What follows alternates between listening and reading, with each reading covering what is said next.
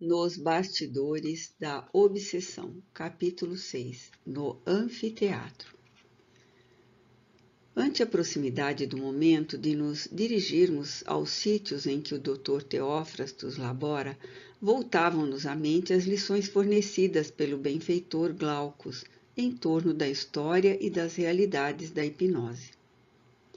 Guilherme, amparado fraternalmente por Ambrósio, o delicado enfermeiro e assistente de Saturnino, foi incorporado ao grupo, e assim nos acercamos da porta do velho edifício da União para nos transferirmos até o anfiteatro. Saturnino, prestimoso e severo, antevendo a gravidade da excursão, a todos nos adestrou quanto possível nos recursos da concentração e da prece, de modo a evitarmos qualquer desastre no reduto inditoso para onde rumávamos.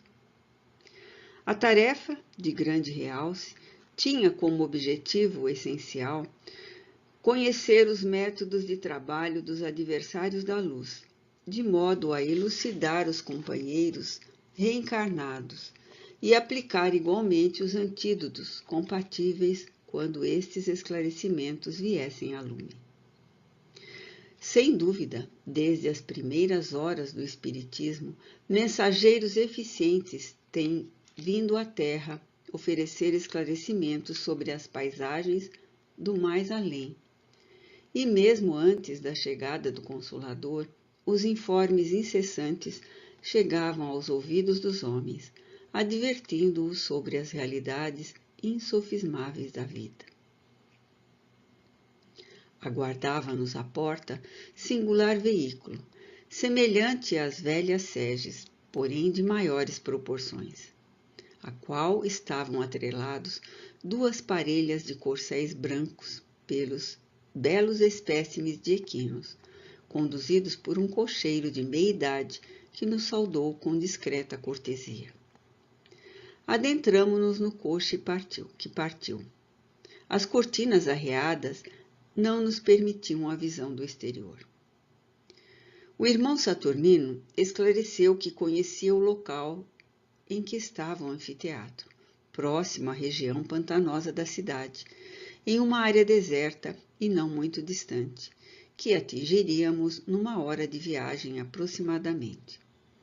Elucidou ainda que a providência de utilizar o veículo se justificava, considerando a situação de alguns dos membros presentes à excursão, pouco adestrados a voos mais expressivos fora do corpo somático, como Guilherme, e qual acontecia a nós outros, algemados ainda às formas físicas.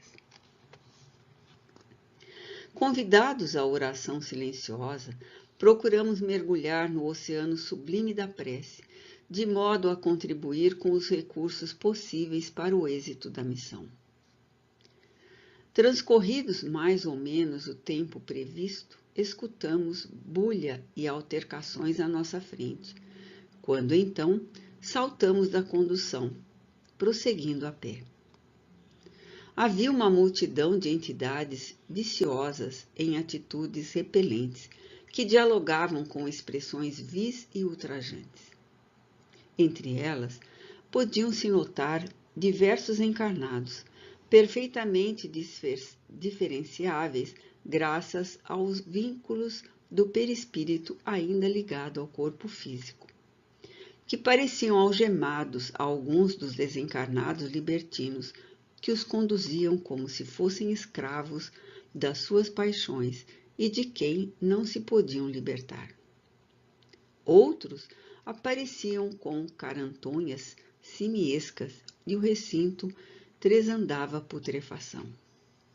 Vibrações viscosas e sombrias carregavam os céus que tinham um tom pardacento escuro, sem estrelas, e o solo miasmático parecia um paú insano, que, todavia, não lhes chamava a atenção, acostumados como se encontravam à paisagem triste e morta do local. A construção, de matéria viscosa e escura, tinha forma semicircular e fazia lembrar repentinamente os velhos circos, não fosse a substância de que se revestia. Luzes roxas e vermelhas esparramavam sombras atormentadas que passavam perdidas nos interesses em que se compraziam e, de quando em quando, massa compacta e atroadora, empurrando violentamente os que se encontravam à frente, chegava em galhofa infernal.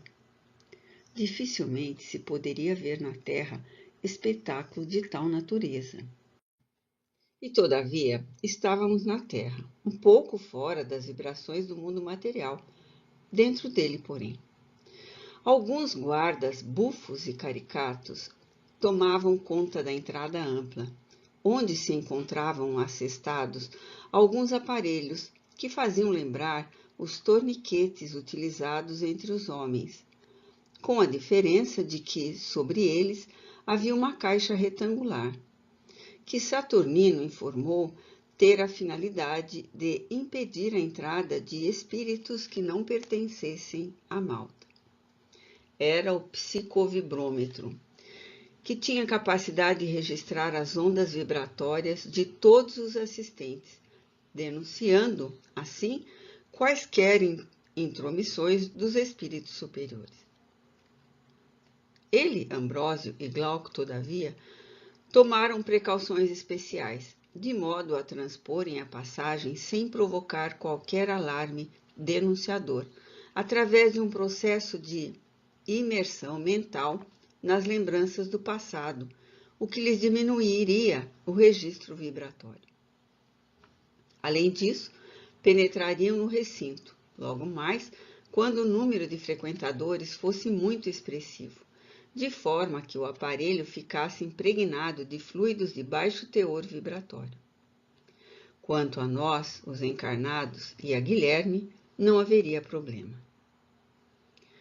Afastando-nos um pouco do bulício, os benfeitores e o assistente concentramo-nos demoradamente e observamos um fenômeno singular. Lentamente o aspecto exterior se foi adensando e a forma padeceu ligeira transformação que os deformava e como se estivessem respirando incômoda atmosfera, passaram a apresentar leves estertores e, sensivelmente modificados, convidaram-nos a entrar. Atravessamos as barreiras sem qualquer incidente e fomos surpreendidos por um recinto amplo de arquibancadas que ficavam fronteiras a um picadeiro pouco iluminado, onde o espetáculo teria curso. A balbúrdia ensurdecedora fazia lembrar um covil de feras, expressões profundamente vulgares e tradutoras da qualidade dos que ali se encontravam, explodiam abundantes, constrangendo-nos. Saturnino, com muita discrição, nos convocava à oração, de modo a que nos não distraíssemos. Esclareceu que benfeitores espirituais nos acompanhavam de longe pelos fios invisíveis do pensamento, intercedendo por todos nós ao Senhor da vida. Guilherme, apavorado, estava a ponto de desequilibrar-se. Acolitado, no entanto, por Ambrósio, que o sustentava, manteve-se em silêncio expectante. Subitamente, apareceram no recinto interno e semicircular estranhos sequazes que sopraram búzios esquisitos e anunciaram a chegada do Dr. Teófrastos. Guilherme, ao nosso lado, entre a massa agitada que gritava desenfreada, começou a tremer descontroladamente. O momento, porém, era de algazarra, enquanto a multidão esperava ansiosa o anfitrião. Aqui e ali, no entanto, havia muitas expressões de pavor, não só entre encarnados como entre desencarnados, que esperavam o início da função, constrangidos e vencidos por medo atroz. Apresentando rostos patibulares, essas entidades confrangiam, mesmo aqueles que fossem portadores de sentimentos empedernidos, exceção aos que ali se encontravam, tresloucados. O ambiente era irrespirável. Nuvens de fumo se elevavam, abundantes, misturadas a odores acrifortes, como os derivados de plantas estupefacientes, e podia-se ver uma multidão espiritual de paixões insaciáveis, assoladas, que habitualmente se atiravam atormentados sobre os seus cômpares, enjaulados na carne, em processos indescritíveis de vampirizações tormentosas. Esperavam, desditosos, as lições infelizes em torno das técnicas da obsessão, para continuarem o programa inferior da imantação psíquica aos seus antigos senhores, que passavam automaticamente à condição dolorosa de escravos. Não havia tempo para maiores elucubrações, pois, nesse momento, deu entrada no recinto singular cortejo, formado por um grupo grotesco, estranhamente vestido, sustentando um sólio sob colorido pálio, em cujo assento se encontrava a hedionda personagem. Trajando roupa de cor berrante, que variava do arroxeado ao negro, ostentava grosseiro paludamento que lhe caía dos ombros e era sustido pelo braço esquerdo. O semblante aberto, no sorriso que mais parecia um esgar, não ocultava a ferocidade brilhante nos dois olhos, quase oblíquos, que se destacavam na face gorda e macilenta, sob uma testa larga de raros fios de cabelos empastados. Bigodes abundantes se perdiam nas suíças extravagantes, completando a visão terrificante e macabra. O préstito bizarro voluteou por 3 vezes o picadeiro e se aquietou no centro, transferindo-se o temível doutor Teófrastos para um palanque adredemente armado, com gestos vulgares e ridículos. Houve um súbito silêncio feito de expectativa e receio. Voltando-se para a multidão, começou a falar através de um microfone que levava a sua voz às galerias, por meio de vários projetores de som de alta potência.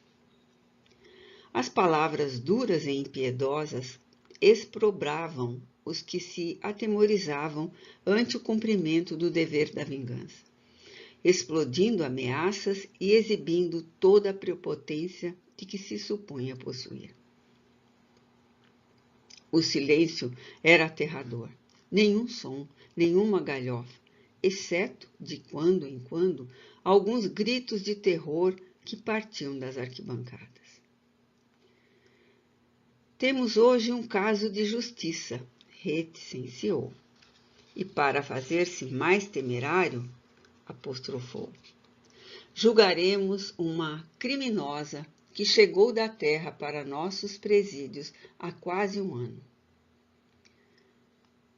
Apareceram o que se poderiam chamar jurados, que tomaram lugar em assentos reservados.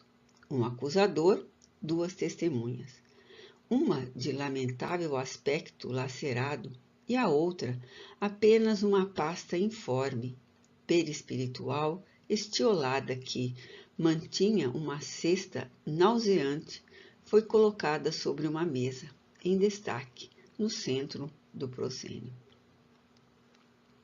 Algemada e atada a uma corrente, jovem mulher de uns quase 35 anos foi trazida acolitada por 2 guardas e conduzida ao palco da triste encenação. O semblante desencarnado e a expressão de loucura deformavam-na em grande parte. Andrajosa e imunda, quase rastejava, minada pela ausência de força. O simulacro de julgamento era de certo confrangedor. A infeliz relanceou os olhos baços várias vezes, traduzindo o quanto de sofrimento lhe invadia o ser. O acusador, impertigado e ferino, narrou: esta mulher vem da terra após uma vida de abominação. Enganando-se quanto pôde, entregou-se a toda espécie de prazeres, assistida de perto por diversos cooperadores da nossa organização após seus primeiros crimes. Tendo oportunidade de fazer-se mãe, 6 vezes consecutivas, delinquiu em todas elas, evadindo-se pelo infanticídio a qualquer responsabilidade para com os próprios atos. Na última vez, fez-se vítima da própria leviandade e desencarnou após terrível e demorada hemorragia que lhe roubou toda a possibilidade de sobrevivência. Dentre os quem ela impediu voltassem à carne, aqui estão 2 vítimas suas, em diferentes estados. Um conseguiu retomar a forma anterior, mas apresenta os sinais das lâminas que lhe romperam o corpo em formação. O outro ainda dorme, hibernado na forma desfigurada, graças ao despedaçamento sofrido no ato do aborto. Logo despertou, porém, no túmulo, alguns dias após o desenlace, acreditando-se viva no corpo, ignorante das realidades espirituais. Um soldado nosso deu-lhe voz de prisão pelos crimes cometidos e, algemando-a, trouxe-a ao cárcere em que tem estado até este momento. A sua primeira vítima, que pertencia aos nossos quadros, apresentou queixa há muito, o que nos levou a assisti-la por alguns anos, e agora nos reunimos para fazer justiça. O pobre espírito assistia a tudo, quase sem a perceber. Parecia semi-desvairado, recolhendo a muito esforço mental algumas expressões esparsas, que, no entanto, não conseguia coordenar. Os insultos e doestos choviam atirados em abundância. A testemunha fez chocante narração, várias vezes interrompida pelo vozerio das galerias, após o que uma voz se destacou na bolha, anunciando o veredicto. Culpada! Gargalhadas estridentes espocaram de todos os lados. O doutor Teófrastos ergueu-se e, depois de receber mesuras dos comparsas, sentenciou: façamos com ela o que no íntimo sempre foi, uma loba. Acercou-se da sofrida entidade e, fitando-a, escarnecedor, passou a ofendê-la vilmente. A vítima não apresentou qualquer reação. Era como se a sua visão se encontrasse longe, a fixar as evocações dos abortos delituosos a que se entregara nos dias de insensatez, que ficaram para trás, mas que não se consumiram. Obrigando-a a ajoelhar-se, enquanto lhe estrugia no dorso longo chicote sibilante, ordenou de voz estertorada: víbora infeliz, devoradora dos próprios filhos, toma a tua forma, a que já tens na mente atormentada. A tua justiça é a tua consciência. Obedece, serpente famélica. A voz, impregnada de pesadas vibrações deletérias e vigorosas, dobrava os centros de parca resistência perispiritual da atormentada. E diante dos nossos olhos, ao comando do sicário cruel, que se utilizava de processos hipnóticos deprimentes, atuava no subconsciente perispiritual abarrotado de remorso da infanticida, imprimindo-lhe a tragédia da mutação da forma, no horrendo fenômeno de licantropia dos mais lacerantes. Choros convulsivos e gritos irromperam simultâneos das arquibancadas. A altercação foi geral. Repentinamente, escutaram-se sirenes de alarme e a perturbação se fez total. Saturnino, a meia voz, buscou acalmar-nos, aduzindo explicações. A visão horrenda para todos nós produziu em algumas centenas de reencarnados aqui presentes, constrangidos pelas forças obsessivas nas quais se encontram subjugados aos seus verdugos, choques muito profundos e violentos, que os recambiaram inopinadamente ao corpo. Abençoada cidadela de defesa que a vida nos concede para aprender e recomeçar. Despertarão estremunhados esses espíritos, mesmo os que conservam a demência nos registros da consciência, retornando de estranhos e terríveis pesadelos, banhados por álgidos suores, amedrontados, chorosos, desesperados. E desejando esclarecer-nos com as sábias lições, continuou enquanto os distúrbios prosseguiam. Nesse sentido, é que o conhecimento do Espiritismo realiza a melhor terapêutica para o espírito, higienizando-lhe a mente, animando-o para o trabalho reto e atitudes corretas, e, sobretudo, dulcificando-o pelo exercício do amor e da caridade, como medidas providenciais de reajustamento e equilíbrio. Não há força operante no mal que consiga penetrar numa mente asepsiada pelas energias vitalizadoras do otimismo, que se adquire pela irrestrita confiança em Deus e pela prática das ações da solidariedade e da fraternidade.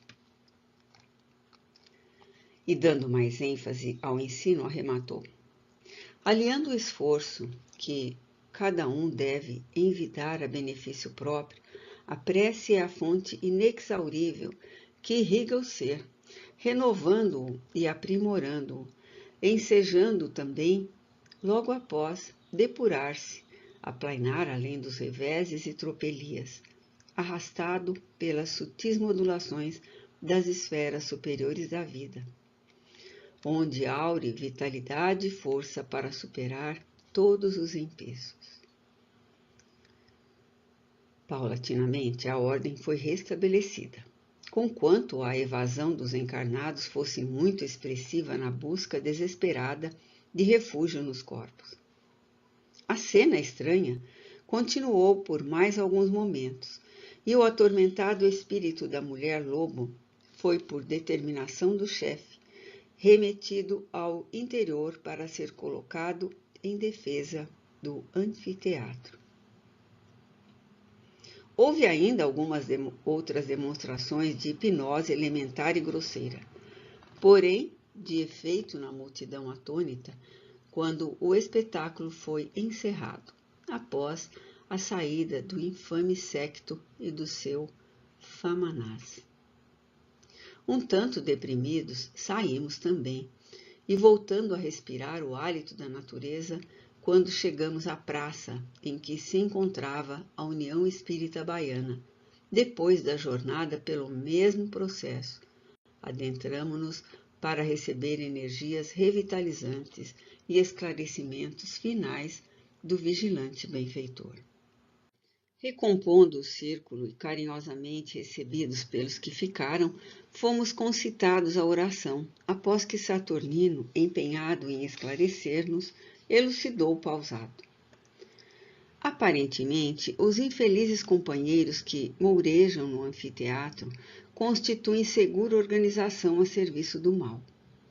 Adestrados na prática da ignomínia, supõe-se preparados para investir contra os espíritos atormentados que gravitam em ambos os lados da vida, emanados às paixões que os consomem, paixões cujo comportamento facilmente sintonizam com eles e outros afins, caindo-lhes nas malhas vigorosas que, em última análise, se transformam em instrumentos de que se utiliza a lei divina para corrigir os que ainda preferem os tortuosos caminhos.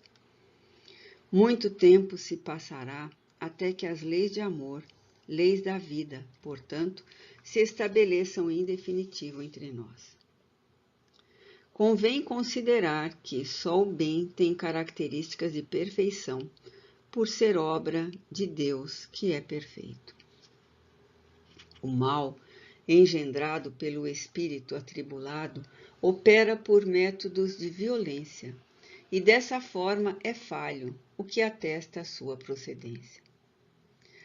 Não fosse isso, e não nos poderíamos ter adentrado no recinto das intervenções malignas, pois que o psicovibrômetro ter-nos-ia denunciado. À semelhança de um contato Geiger que detecta a radioatividade, o psicovibrômetro obedece ao mesmo princípio, tendo, porém, as características magnéticas que registram a psicosfera dos que dele se acercam, detectando as vibrações mais suaves que, então, disparam a agulha que incide num relé, que, por sua vez, comanda um circuito de alarmes espalhados nas dependências adjacentes. Como procuramos sintonizar com o meio ambiente em que nos encontrávamos e, aspirando os mesmos resíduos espalhados no ar, mergulhamos naturalmente em densas ondas de baixo teor vibratório, que nos envolveram a todos, sendo que nós, Ambrósio e Glauco, passamos a sofrer os mal-estares compreensíveis, a que Guilherme, por sintonia constante, está habituado, e os demais encarnados do grupo, graças à condição do corpo orgânico, não experimentaram maior choque, permanecendo momentaneamente no mesmo teor de energias deprimentes que impediram a oscilação da agulha de registro do aparelho. Fosse, porém, o inverso, isto é, se o aparelho detectasse vibrações de baixo tom vibratório, nenhuma entidade das que ali se encontravam, desejando violar recintos superiores, poderia sutilizar o padrão da sua psicosfera para criar condição mais elevada.